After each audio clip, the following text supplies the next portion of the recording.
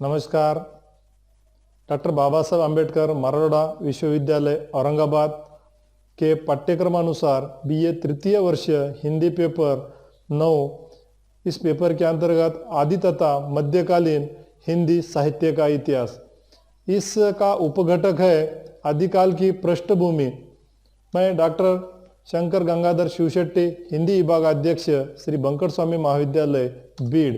साहित्य मानव समाज के विभिन्न भावों एवं नेक नवीन रहने वाले चेतना की अभिव्यक्ति है।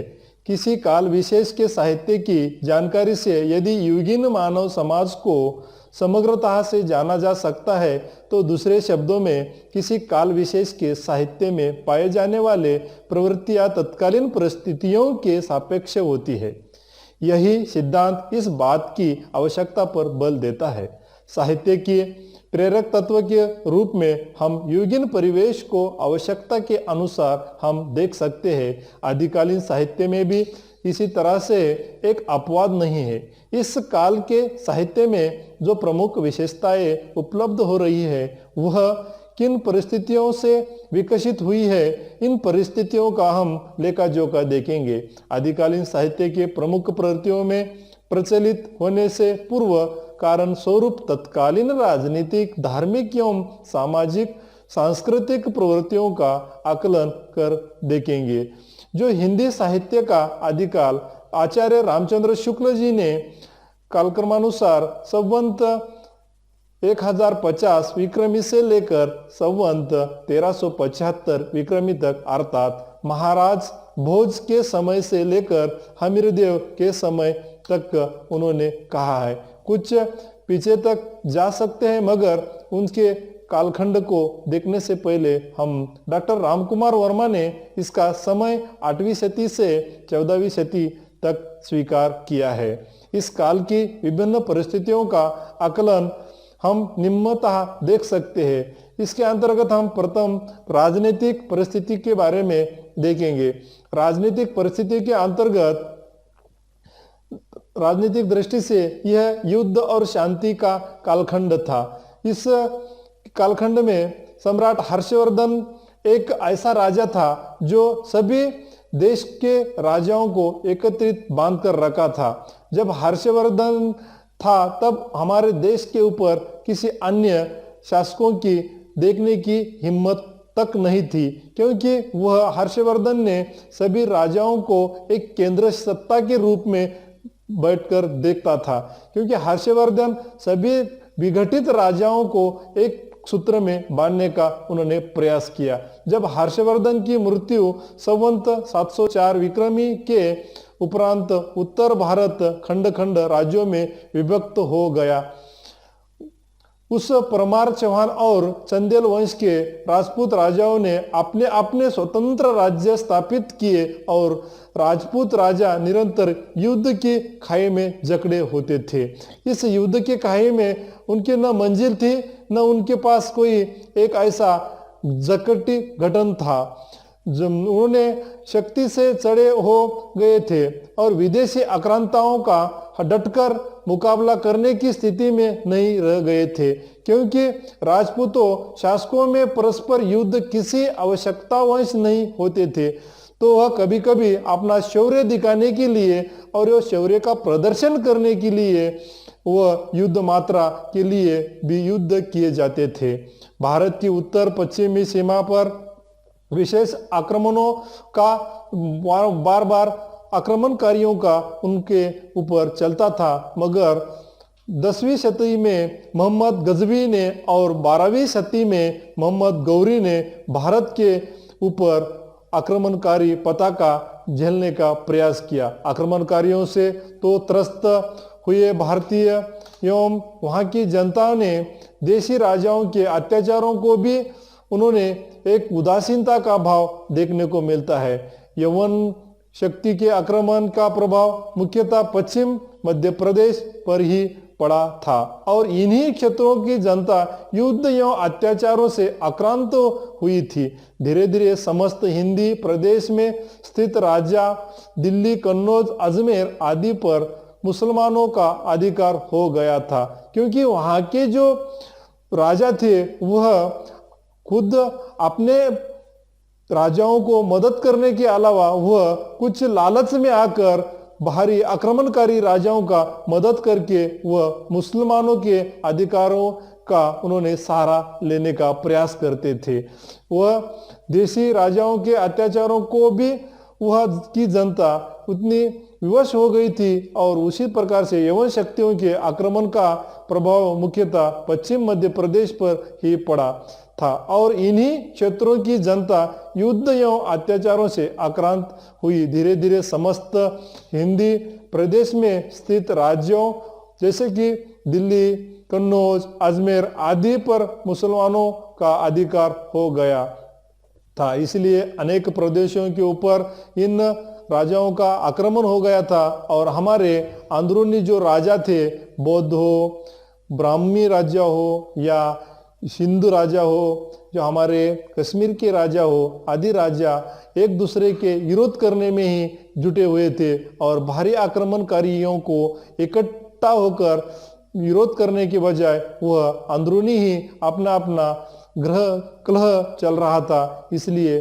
हमारे भारत के ऊपर अनेक मुसलमानी राजाओं का अधिकार जमा था। इसलिए हमारे राजनीतिक परिस्थिति आदिकाल में उतनी तितर बितर हो गई थी कि हमारे ऊपर कोई भी शासन करने के लिए आता था और हमारे सामान्य जनता को इतना परेशान करके छोड़ते थे और हमारे राजा भी हमारे सामान्य जनता को ही तहस नहस करने का प्रयास किया है और वह उस समय की राजनीतिक परिस्थिति उतनी ठीक न होने के कारण उस समय हमारे राजा महाराजाओं का ह्रास हो गया था। उसी तरह से हम धार्मिक परिस्थितियों के बारे में देखेंगे। धार्मिक परिस्थितियों में आदिकाल में अनेक प्रकार के धार्मिक मतांतरों का अस्तित्व था। भारतीय धर्म साधना में उथल पुथल मची हुई थी। वैदिक एवं पौराणिक धर्म के साथ साथ बौद्ध धर्म एवं जैन धर्म भी इस काल में अपना अपना प्रभाव जमाने का प्रयास कर रहा था। उत्तरी प्रदेश में स्थित राज्यों दिल्ली, कन्नौज, अजमेर आदि पर मुसलमानों का अधिकार होने के नाते राजपूत राजा भी अहिंसा मूलक जैन धर्म एवं बौद्ध धर्म में विश्वास करते थे। उन पर असहमत का प्रभाव अधिक था। गढ़वाल राजा स्मार्त मतवादियों के लंबे थे। वह मालव नरेश वैदिक धर्म के अनुयायी थे तथा कलचुरी नरेश सब धर्मावलंबी थे। वस्तुतः समस्त भारत धीरे धीरे स्वयं मत बौद्धों एवं स्मारकों के प्रभाव को ग्रहण करता हुआ एक रूप नाथ संप्रदाय के रूप में विकसित हो रहा था। अहिंसा मुल्क जैन धर्म एवं बौद्ध धर्म में विश्वास करते थे। उन पर असहमत का प्रभाव अधिक था। गढ़वाल राजा स्मार्त मतवादियों के लंबे से चल रहे अनुयायियों के यह आचरण में बहुत सारे गहराई में डूब गए थे, क्योंकि उस समय भारत में धीरे धीरे स्वयं मत बौद्धों एवं स्मारकों के जो प्रभाव चल रहे थे, उन प्रभावों को वो राजा बौद्धों के या सिद्धों के उन दोनों को भी वह परास्त नहीं कर पा रहे थे। इसलिए हमारे राजा कुछ भी चमत्कार सामान्य जनता को दिखाना या उस चमत्कारिक राजाओं के जो हालचाल जो उनके जनता के ऊपर प्रजा के ऊपर जो करना था वो न करते हुए वह स्वयं अन्य कहीं महंतों के बातों में आकर हमारे सामान्य जनता का एक प्रकार से ह्रास करने का उस धार्मिक घटनाओं को भी वह कर रहे थे। उसी प्रकार विक्रम के 12वीं शताब्दी में बौद्ध सिद्धों की प्रतिक्रिया स्वरूप नाथ संप्रदाय का उदय हुआ। जीवन को अधिक से अधिक संयम और सदाचार के अनुशासन में रखकर परम सत्ता का साक्षात्कार वह करते थे और वह हृदय के अंदर जो शक्ति थी उस आंतरिक शक्ति को वह बाहर निकालने का वह प्रयास करने का ही हमारे जनता को वह कहते थे। नाथ पंथ के प्रवर्तक गोरखनाथ ने इसी का प्रचार प्रसार किया। नाथ पंथ में भोग पर विशेष बल नहीं था, क्योंकि वह भोग को मिथ्याचार कहते थे। साथ ही वर्ण व्यवस्था का विरोध एवं अनेक विखंडवादियों का भी उन्होंने डटकर विरोध करने का प्रयास किया है। जीवन को अधिक से अधिक संयम और सदाचार के अनुशासन में रखकर परम सत्ता का साक्षात्कार उन्होंने करने का प्रयास किया है। उसी प्रयासरत होने के नाते ही परम पूज्य गोरखनाथ ने इसी का प्रचार प्रसार किया था। वह उस समय के अनेक सत्तावादियों को पौराणिक धर्म में भी विकृति आ गई थी। वैष्णव के 5 रात्र, शैवों के 5 ऊपर और सांसों के त्रिपुर सुंदरी संप्रदायों में बौद्ध धर्म की पूजा पद्धति एवं वाम मार्गी पंथों की भी वहाँ एक परिलक्षित हो रहे थे। वहाँ कुल मिलाकर यह कहा जा सकता है कि इस काल में विभिन्न धर्मों के मूल रूप लुप्त हो चले थे और उनमें विकृतियों का एक प्रकार से समावेश हो गया था। जनता के समक्ष अनेक धार्मिक राय बनती जा रही थी।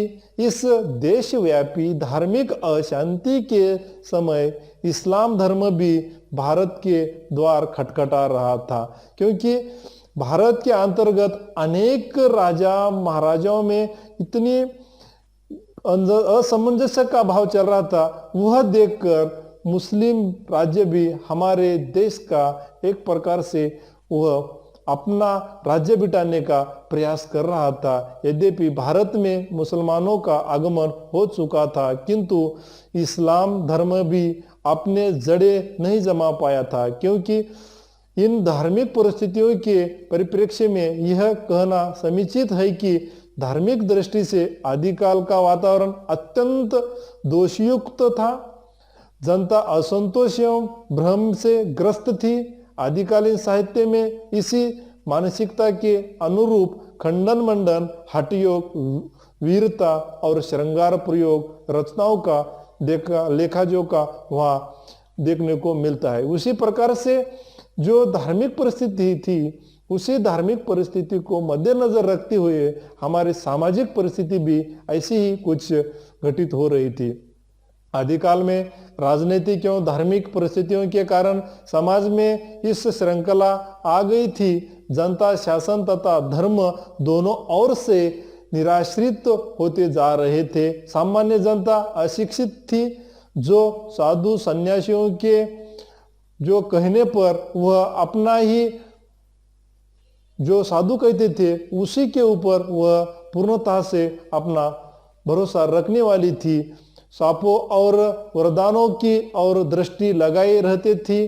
पूजा पाठ, तंत्र मंत्र और जप आदि के ऊपर वह भरोसा करने वाली जनता थी। जब तक अब करके लोग दुर्भिक्ष, महामारी एवं युद्ध के संकटों को डालता चाहते थे, ब्राह्मणों के प्रति पूजा भाव में कभी आ गई थी तथा वर्ण व्यवस्था के प्रति लोगों का समान रूप से नहीं हो रहा था। किंतु समझी जाने वाली जातियों में से अनेक सिद्ध हो जाते थे जो वेद विरोधी थे।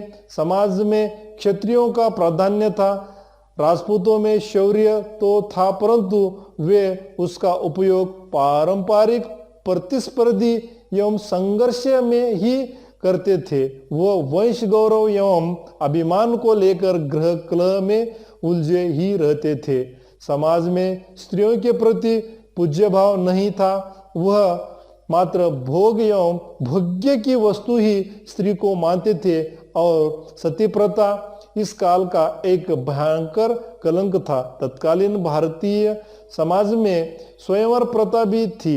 स्वयंवर के लिए वहाँ एक प्रकार से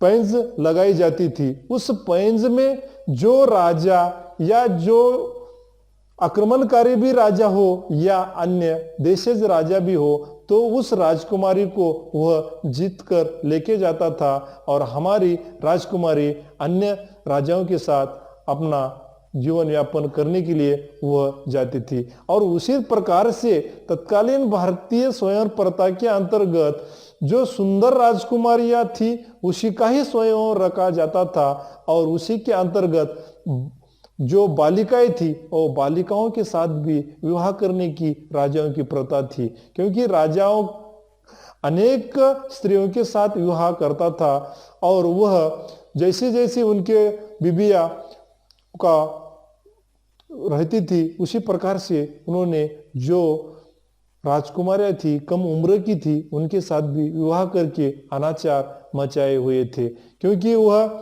यौन पीड़ा में लुप्त हो गए थे। कहने का तात्पर्य यह है कि राजा महाराजा हमारे जनता के हित की बात करने का छोड़कर वह एक प्रकार से यौन लुप्त हो जाने के बाद उनका एक प्रकार से सामान्य जनता को वह एक प्रकार से आक्रांत हो गया था। सामान्य बात हो गई थी। राजा और सामंत आतुर रैलियों में व्यस्त रहते थे।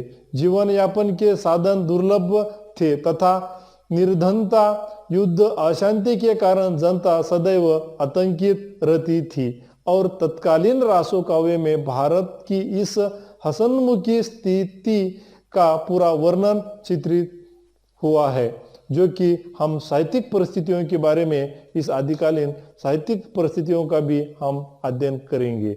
साहित्यिक परिस्थितियों का अध्ययन करते समय वहाँ जिस प्रकार का साहित्य रचना के तीन धाराओं में भराई तीन धारा थी, एक और तो परंपरागत संस्कृत साहित्य की रचनाओं रही थी, तो वहीं दूसरी ओर प्राकृत साहित्य की भी रचना अधिक मात्रा में दिखाई देती है। अपभ्रंश भाषा में साहित्य के सृजन कवियों के द्वारा किया जा रहा था और तीसरी धारा हिंदी में लिखी जाने वाली साहित्य की थी। इस काल में संस्कृत के अंतर्गत पुराणों एवं स्मृतियों पर टीका ही लिखी गई थी। ज्योतिष एवं काव्यशास्त्र पर अनेक मौलिक ग्रंथों की रचना की गई थी। 9वीं से 11वीं शती तक कन्नौज एवं कश्मीर संस्कृत साहित्य के केंद्र रहे थे। आनंदवर्धन, मम्मट, भोज, कुंतल, राजशेखर, विश्वनाथ, भवभूति एवं हर्ष जैसे प्रतिभावंत रचनाकारों की उस समय रचना लिखी गई थी। इसी युग के देन है। इस काल में अपभ्रंश प्रमुखता धर्म की भाषा बन गई थी। जैन कवियों ने गुजरात में रहकर अनेक पुराणिक रचनाओं को उन्होंने अपभ्रंश भाषा में लिखने का प्रयास किया है, नए रूपों में प्रस्तुत किया है। स्वयंभू, पुष्पदंत, धनपाल, महेंद्र जैसे जैन कवियों ने भी साहित्य प्रस्तुत करने का उन्होंने प्रयास किया है, जो अपने मौलिकता एवं साहित्यिकता के कारण उच्च कोटि का है। देश भाषा हिंदी में भी जनता की मानसिकता एवं भावनाओं को दिशाओं देने का उन और दिशाओं में उनकी अभिव्यक्ति एक वर्ग कर रहा था, जिस वर्ग का नाम था भटिया चरण कवि कहा गया। चरण कवियों की सामाजिक आवश्यकता पर बल देते हुए आचार्य रामचंद्र शुक्ल ने लिखा है, उस समय जो भारतीय चारण किसी राजा के पास पराक्रम, विजय, शत्रुता के अनेक तिथिपूर्ण विजय के एवं अतिक्रमण के जो घटनाएं थी वह लिखने का वह लयलुप्ता से प्रयत्न कर रहे थे। उसी लयलुप्ता को ही उन्होंने अपने साहित्य में लाने का प्रयास किया है। या क्षेत्र में जाकर वीरों के हृदय में उत्साह को भरने का भी उस समय के कवियों ने प्रयास किया है। वही समानता था, निरंतर युद्ध के लिए प्रोत्साहित करने वाले एक वर्ग था, तो युद्ध की घटनाओं को लिखने का दूसरा वर्ग था। प्रोत्साहित करने वाला वर्ग इस प्रकार था कि जो राजा महाराजा युद्ध नहीं करते थे और सामान्य जनता को जो परेशानियां उठानी पड़ती थी, इसी के लिए वहां की जनता की परेशानियां नहीं होनी चाहिए, इसलिए उस राजा का गुणगान गाना, उस राजा के बारे में बड़ा चढ़ा कर कहना और उस राजा को इस घटना के बारे में और उसको उकसाना, यह एक वर्ग था। तो दूसरा वर्ग वहाँ के जो युद्धजन्य परिस्थिति थी, वहाँ का जो वातावरण था, वहाँ की जो परिस्थितियाँ थी, वहाँ का जो देश काल वातावरण था, वह लिखने का प्रयास, उस गाथाओं का विषय युद्ध और प्रेम रहा है। इसी प्रकार इन रचनाओं में भव्य एवं संघर्षों की प्रधानता भी हमें दिखाई देती है। हिंदी भाषा में रचित काव्य ग्रंथों में एक और तो अपने गाथा का अतिशयोक्तिपूर्ण प्रशंसा की जाती थी, तो दूसरी ओर युद्ध को व्यक्त करने वाले घटनाओं को, योजनाओं को वह गहराई से देखने का भी प्रयास किया जाता था। उस प्रकार से हम सांस्कृतिक परिस्थिति का भी अध्ययन करेंगे। सम्राट हर्षवर्धन के समय भारत की संस्कृति इतनी ऊपर जा चुकी थी कि उस संस्कृति को हम आज भी देख सकते हैं। सांस्कृतिक दृष्टि से अपने शिखर पर था। हिंदू धर्म एवं संस्कृत राष्ट्रव्यापी एकता का आधार था, किंतु कालांतर में मुस्लिम आक्रमणकारियों के आगमन से भारत एक प्रकार से मुस्लिम संस्कृति से भी प्रभावित होता जा रहा था। मुस्लिम आक्रमणकारियों ने अपने संकीर्ण दृष्टिकोण एवं धर्मांध का भाव से प्रेरित होकर भारतीय संस्कृति के मूल केंद्र जो थे, मठ, मंदिरों, विद्यालयों को नष्ट करने का पूरा वह प्रयास कर रहे थे। हिंदुओं की स्थापत्य कला धार्मिक भावनाओं से ओतप्रोत थी तथा अत्यंत उच्च कोटि की भी थी। इतिहासकार कहते हैं कि वह इतने हमारे संस्कृति की तहस नहस करना चाहते थे। अलरूबी ने के अनुसार हिंदू कलंक अत्यंत उच्च सोपान पर पहुंच चुके थे। मुसलमान जब उनके मंदिर आदि को देखते हैं तो आश्चर्यचकित हो जाते थे। वे न तो उनका वर्णन कर पा सकते थे और न ही वैसा निर्माण कर सकते थे, इसीलिए वह उनका वर्णन भी न करते थे, न वो देखने को भी न जानते थे और उसको, उस जगह को ही नष्ट करने का दुष्ट कार्य वह करते थे। संपूर्ण भारत में ऐसे अनेक मंदिरों का निर्माण आदि काल में हो गया था। जैन मंदिर, खजुराहो का कंद, परमेश्वर पुरी, भुवनेश्वर, वेल्लूर, कांची आदि मंदिरों को भी इसी काल की देन है। मुस्लिम संस्कृति का प्रभाव आदिकाल इन हिंदू संस्कृति पर अनेक क्षेत्र में पड़ने लगा था। उत्सव, मेले आदि, परिधान, आहार, मनोरंजन आदि अनेक बातों में मुस्लिम रंग चढ़ाने लगा था। दूसरी ओर हिंदू संगीत कला, वास्तुकला, आयुर्वेद एवं गणित का प्रभाव मुस्लिम संस्कृति पर पड़ रहा था। यह मुस्लिम शासकों को उसका विरोध करना ही था, मगर उस मुस्लिम शासकों के लोगों ने हिंदू संस्कृति के जो संगीत कलाएं थी, जो वास्तु कलाएं थी, जो आयुर्वेद था, जो गणित था, उसी को प्रभावित मुस्लिम जनता हो रही थी, मगर उनके राजाओं को यह अच्छा नहीं लग रहा था, इसलिए वह उसको तहस नहस करने का ही प्रयास कर रहे थे। आदिकालीन भारतीय संस्कृति परंपरा से अवश्य होकर मुस्लिम संस्कृति पर पड़ रही थी, मगर निष्कर्षतः यह हम कह सकते हैं कि वह संगीत के क्षेत्र में दोनों संस्कृतियों ने परस्पर आदान प्रदान करना पर्याप्त मात्रा में किया जा रहा था, मगर उन लोगों को यह ठीक नहीं लग रहा था। उसी प्रकार गायन, वादन और नृत्य पर मुस्लिम प्रभाव पड़ रहा था तथा अनेक वाद्य तंत्रों, सारंगी, तबला, अलगोजा से हिंदू परिचित हो रहे थे।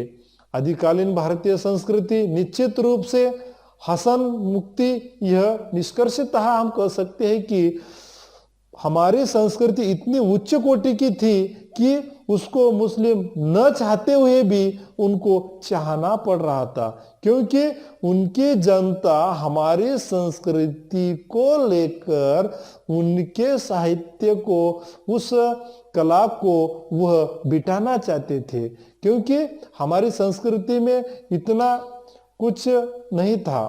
जैसा हम कहते हैं कि हमारी भारतीय संस्कृति इतनी उच्च कोटि की थी, तो हमारे भारतीय संस्कृति में रहने वाले लोग भी एक प्रकार से ये ऐसे ही आदिकालीन संस्कृति के अंतर्गत हम देख सकते हैं। और इसी के साथ हम आदिकालीन साहित्यिक परिस्थितियों का अध्ययन करने के बाद हम सभी को यह अवगत होना चाहिए कि आदिकालीन संस्कृति हमारी इतनी महान और उच्च कोटि की थी। इसी के साथ सभी छात्रों को सुनने के लिए शुक्रिया अदा करता हूँ एवं धन्यवाद।